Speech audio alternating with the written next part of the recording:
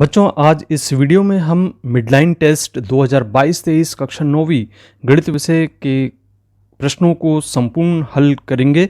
और पिछले वीडियो में आपने बेसलाइन टेस्ट का वीडियो देखा था जिसमें हमने 2022-23 में जो प्रश्न आए थे गणित विषय में उसको सॉल्व किया था। आइए आज हम मिडलाइन टेस्ट के प्रश्नों को सॉल्व करते हैं। आप देख रहे हैं पहला प्रश्न, सोनाली ने एक दुकान से 67 रुपये का सामान खरीदा और दुकानदार को 100 रुपये का नोट दिया। दुकानदार सोनाली को कितने रुपए लौटाएगा? दुकानदार को 100 रुपये दिए थे सोनाली ने, तो 100 में से हमें यहाँ पर घटाना होगा 67 रुपये। और जैसे कि शून्य में से 7 नहीं जाता तो एक उधार लेंगे, 10 होगा, 10 में से 7 गया 3 और यहाँ पे बचेगा 9, 9 में से 6 गया 3। तो इस तरीके से 33 रुपये दुकानदार सोनाली को लौटाएगा। अगला प्रश्न 2, जिसमें हम देख रहे हैं दिए गए प्रश्न को हल करके बॉक्स में उत्तर हमें लिखना है। 674 में हमें 8 का गुणा करना है, 8 चौ 32 होगा, शेष 3 बचता है और 8 से 56, 57, 58, 59 का 9 यहाँ पे लिखेंगे हम, शेष 5 बचेगा और 8 छिंग 48 और 5 यहाँ पर 53 हो जाएगा। इस तरीके से 5392 यहाँ पे हमें आंसर लिख देना है। इसके बाद चलिए प्रश्न क्रमांक 3 देखते हैं। अभिनव ने एक बुक स्टोर से 574 रुपये की किताबें और 224 रुपये की कापियाँ खरीदी। अभिनव ने कुल कितने खर्च किए? तो यहाँ पर हमें दोनों को जोड़ना होगा क्योंकि बुक स्टोर से 574 रुपये की किताबें खरीदी हैं और साथ ही 224 रुपये की कॉपियाँ खरीदी हैं। तो हम इनको ऐड कर देते हैं। ऐड करने पर हम पाते हैं कि 4 4 8 होगा और 7 और 2 9 और 5 और 2 7, 798 रुपये कुल खर्च किया है। प्रश्न देखते हैं यहाँ पे, जैसा कि हमें स्क्रीन पर दिखाई दे रहा है। दिए गए प्रश्न को हल करके बॉक्स में उत्तर लिखना है। 1 सही 3/4 लिखा है तो 4 एकम 4 3 7/4 होगा और इसी तरीके से यहाँ पे 5 चौक 20 और 3 23/4 होगा। इस तरीके से आप देख रहे हैं यहाँ पर इसका जो एलसीएम है वह 4 आएगा क्योंकि समान हर है और ऊपर के अंश को हम वैसे ही जोड़ देते हैं और अंश को जोड़ने पर 23 और 7 यहाँ पर प्राप्त होगा। 30 के और 30/4, 2 से कैंसिल करने पर 2 दूनी 4 और 2 से 15 बार कैंसिल हो जाएगा तो 15/2 इसका हल प्राप्त हो जाता है। प्रश्न क्रमांक 5 में हम देख रहे हैं जैसे कि खाली बॉक्स में हमें चिन्ह लगाना है तो सबसे बड़ी संख्या हमें बताना है कि कौन सी होगी। पहले ऑप्शन में तो आप 28 और 23 में सबसे बड़ी संख्या बता सकते हैं, तो यहाँ पर 28 है और आप इस प्रकार का चिन्ह लगाएंगे इस प्रकार से ऋण 2 ऋण 1, तो ऋण 2 छोटी होगी ऋण 1 से, तो इस तरीके से यहाँ पे इसमें इस प्रकार का चिन्ह लगा देंगे। और 15 और ऋण 17, तो हमने बताया कि धनात्मक संख्या सदैव बड़ी होती, तो इस प्रकार का इसमें चिन्ह लगाएंगे। और 32 और 8 गुणित 4 दोनों में तो 832 होता है, इसका मान भी 32 के बराबर है। दोनों आपस में देख रहे हैं आप बराबर हैं। इस प्रकार से चिन्हों का उपयोग करेंगे। अगला प्रश्न देखते हैं 6वें नंबर का। यहाँ पे दी गई आकृति में छायांकित भाग को भिन्न के रूप में व्यक्त करना है कि 1 2 3 4 5 और 6 भाग दिए गए हैं। तो यहाँ पे बटे की लाइन हम खींच लेते हैं, नीचे हर को लिखा जाता है तो 6 यहाँ पे कुल भाग हैं और छायांकित भागों की संख्या यहाँ पे अंश के रूप में लिखते हैं। तो एक छायांकित भाग है तो आंसर आएगा 1/6 के रूप में। खाली बॉक्स में सही संख्या लिखनी है तो यहाँ पे हमें 823 में आप देख रहे हैं 823 में भाग देना है 7 का, तो 7 का भाग देते हैं, एक बार तो चला जाएगा और यहाँ पे 1 प्राप्त होता है। हम 2 को नीचे लिख लेते हैं इस तरीके से और यहाँ होगा 12, तो एक बार पुनः भाग चला जाता है, 7 एकम 7। इस प्रकार से फिर से हम घटाने की प्रक्रिया संपन्न करते हैं तो 12 में से 7 घटाएंगे तो 5 हमें प्राप्त हो जाएगा 53 और साथ ही 49, 7 8 56।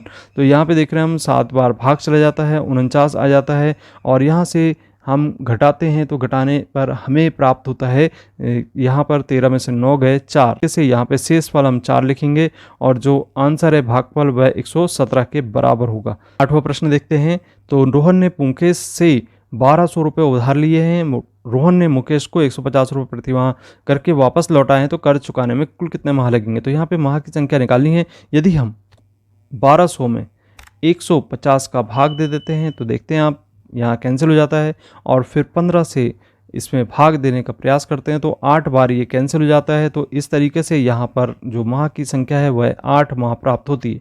अगला प्रश्न 9वें नंबर का। एक कॉपी की कीमत 15 रुपये है तो 1 दर्जन कॉपियों की कीमत कितनी होगी? चूँकि यहाँ पे दिया गया है कि एक कॉपी की कीमत 15 है और 1 दर्जन अर्थात यहाँ पे 12 प्राप्त होता है, तो 12 में हम गुणा कर देंगे 15 का और जैसे ही 15 का गुणा करते हैं तो 15 का गुणा करने पर हमें प्राप्त होगा 180।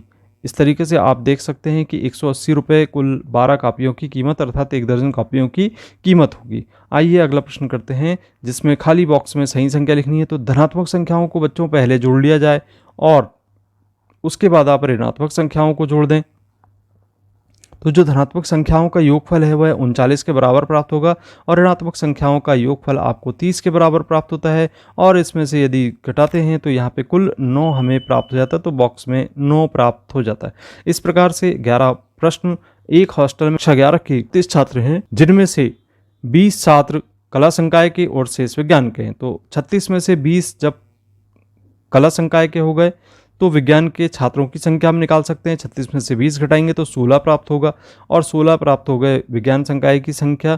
तो हमें यहाँ पे कला और विज्ञान के छात्रों की संख्या देखनी है, तो 20 बटा हम 16 कर देंगे और यहाँ पे आप देखते हैं 4 चौक 16, 4 पंचे 20, इस तरीके से 5:4 या 5/4 हमें यहाँ पर प्राप्त हो जाता है। ऑप्शन नंबर ग जैसे कि हम देख रहे हैं 5:4 इसका हल होगा। अगला प्रश्न है, एक कक्षा में 42 छात्र थे, डॉक्टर तथा प्रत्येक छात्र को 5-5 विटामिन की गोलियां दी गई हैं। तो बताइए कि डॉक्टर ने कुल कितने विटामिन की गोलियां बांटी हैं। तो बिल्कुल सिंपल प्रश्न है, जैसा कि पूर्व के प्रश्नों में भी हम देखा था। तो यहाँ पे 42 में हमने 5-5 के अनुसार विटामिन की गोलियां बांट दी हैं। तो 5 दूनी 10 और शेष एक बचा, 5 चौको 20 और 1 21, तो 210 गोलियां हमें बांटनी पड़ेगी। इसके बाद आइए दी गई आकृति में 1/4 भाग को छायांकित करना है। तो जैसा कि बच्चों हम जानते हैं कि यहाँ पे कुल भागों की संख्या 20 है, इसके 1/4 भाग निकाल लेते हैं। तो 4 पंचे 20 अर्थात 5 भाग में कुल छायांकित करना होगा।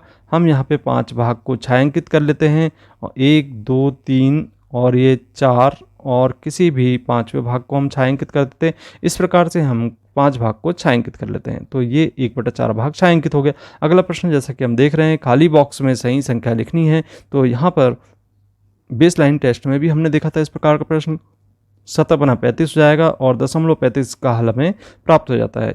3.6 में 6 का भाग देते हैं, तो इसे लिखेंगे हम 3.6 और यहाँ पे दशमलव जब हटाते हैं तो बटे में 10 आ जाएगा, 6 6 36 होगा और एक संख्या छोड़ के दशमलव लगा दे तो 0.6 इसका हल हमें प्राप्त होगा। इसके बाद अगला प्रश्न देख रहे हैं बच्चों 16वें नंबर का, जिसमें 2 7 3 1 से बनने वाली 4 अंकों की सबसे बड़ी संख्या। तो सबसे बड़ा अंक पहले लिखा जाएगा, तो 7 यहाँ पे दिखाई दे रहा है। 7 के बाद यहाँ पे उससे छोटा अंक 3 है।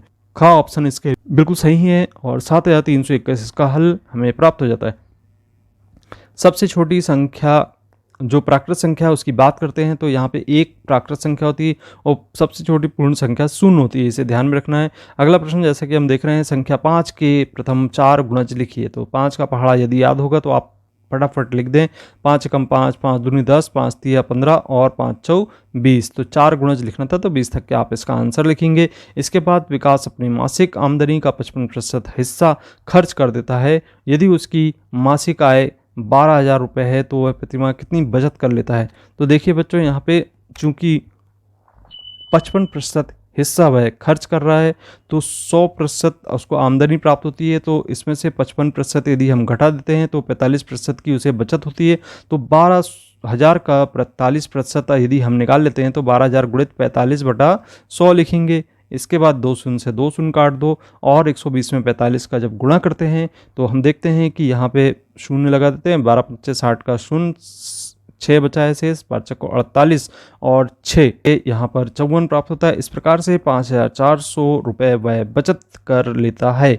इसके बाद अगला प्रश्न जैसा कि हम देख रहे हैं, अंक 20 जिसमें 0.46 में कितना जोड़े कि 1 प्राप्त हो जाए। तो यहाँ पे हमें 1 प्राप्त होने के लिए 0.46 में कितना जोड़ने की बात हो रही। तो यदि हम 1 में से 0.46 को घटा दें तो इस तरीके से हमें घटाना होगा। 1.00 लिख लें और यहाँ पे 0.46 लिख लें।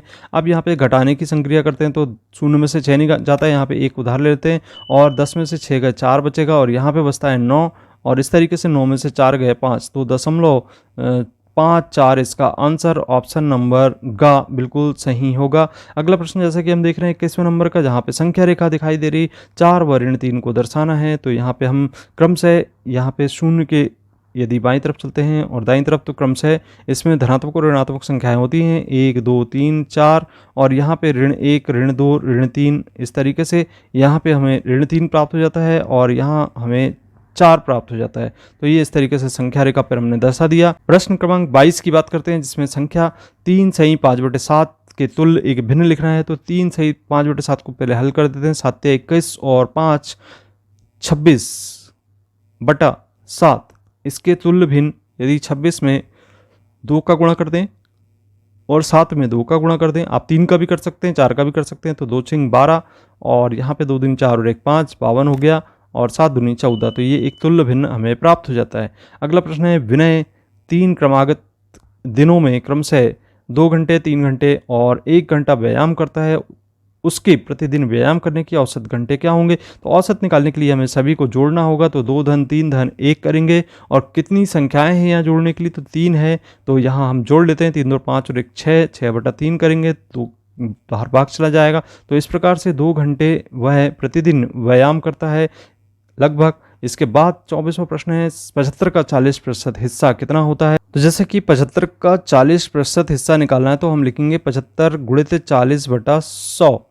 इसमें 0 से 0 कैंसिल कर दें, 2 से 2 दूनी 4 हो जाएगा, 2 पंचे 10। इस प्रकार 5 से कैंसिल करने पर 5 का 5 और 5 25। तो इस तरीके से 15 में 2 का यदि गुणा करते हैं तो 15 दूनी 30 प्राप्त हो जाता है। तो ये ऑप्शन आपका घ बिल्कुल सही होगा। क्रमांक 25 देखते हैं जिसमें संख्या 7/8 और 4/7 के गुणनफल को ज्ञात करना है। तो यहाँ पर 7/8 लिखेंगे और 4/7, 7 से 7 कैंसिल करने पर यहाँ 4 दूनी 8 होगा।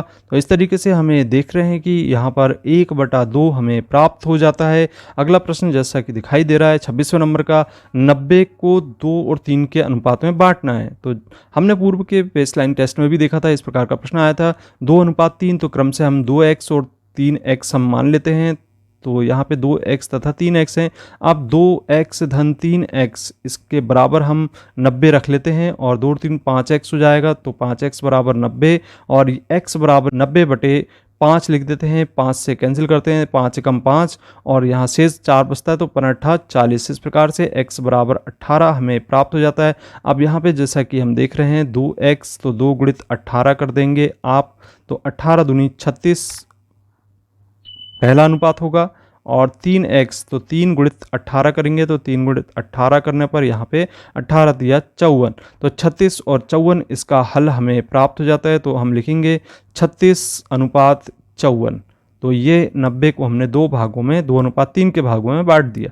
संख्या 21.6 को 9 से भाग देना है, तो 21.6 लिखेंगे और 9 से हम यदि भाग दे रहे हैं तो यहाँ पे दशमलव हटाने पर हम देख रहे हैं कि एक शून्य लग जाता है और कैंसिल करते हैं। तो आइए कैंसिल करते हैं, तो इसे देख रहे हैं हम यहाँ पे। सबसे पहले तो 9 से यदि 3 का पहाड़ा पढ़ लें, 3 3 9 होता है, 3 7 21 और 3 दूनी 6। फिर से 3 का भाग दें तो 3 दूनी 6 और 3 चौक 12, 24/10। और यदि एक संख्या छोड़ के दशमलव लगा दें तो यहाँ पर हमें 2.4 प्राप्त हो जाता है। इस प्रकार से भाग देने पर 2.4 प्राप्त होगा। आप दूसरे तरीके से भी कर सकते हैं इसे।